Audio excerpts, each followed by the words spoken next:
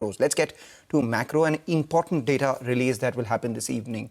The National Statistics Organization will release the GDP for the April to June quarter, the first quarter that is today. A CNBC-TV18 poll sees the Q1 GDP at 6.8%. To decode all of that, we have Latha in the studio. Latha. Yep, that's the biggest number, the real GDP that everyone will watch out for, expected to come at 6.8, quite a good number at 6.8, something any country will give an arm and a leg. The GVA, which is the more important number because GDP has all those taxes included, that comes at 6.5, exactly the same it was a year ago. Again, not a very sad number.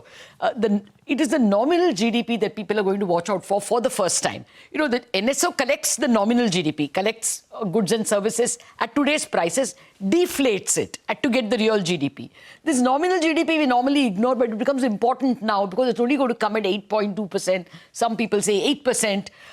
And this is much lower than what it was a year ago. And look at what the budget was anticipating. The budget is factoring in a 10.1% growth in nominal GDP. If that falls, then taxes also fall because taxes are usually a move along with nominal GDP. Earnings growth of corporates moves. So this nominal GDP fall is going to be taken badly.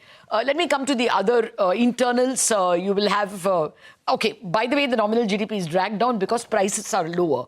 WPI has actually been negative. So that is why the deflator is small and the nominal GDP is not going to be very impressive. And like I told you, you will see the impact on taxes and on corporate earnings. Coming to the internals of the GDP itself, it is agriculture that's going to be pretty good at about 5.8% or thereabouts. Industry at 5.3, not very impressive. You know, agriculture can't grow at 5%. It is still doing that. Industry ought to grow at, 8-10%. It's growing only at 5.3. That's because power, etc., didn't do too well given the early monsoon. And services at 7.1 is a middling kind of number. Nothing much to complain. The GDP is going to be good at 6.8, like I told you, primarily because the government has done very good capex in the first quarter, especially when you compare it to the year-ago quarter where because of elections they spent nothing. So it was a superb capex spend that is going to push up the GDP. All said and done, today's number will be good.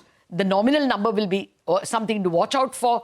But that doesn't mean markets are going to get fired up by this number simply because the second half is where GDP is expected to fall below 6%, partly because of this tariff problem. So some minor celebration when the numbers come, but it may not last. Okay, Latha, thank you so much for that. And we'll keep an eye on the data that will be coming in from the GDP front this afternoon. But